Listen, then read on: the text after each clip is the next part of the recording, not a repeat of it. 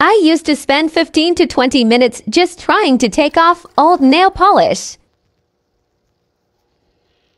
Until my boyfriend's sister taught me this awesome hack. Fill a cup or container with hot water. Put a Ziploc baggie inside the cup. Don't let any water get in. Pour some nail polish remover inside the bag. Put your hand inside the bag and rub your nails with your other fingers. Don't do this if you have any open cuts or scrapes. It'll burn like a mother. Takes about 10 seconds and voila! How did I not know this was a thing?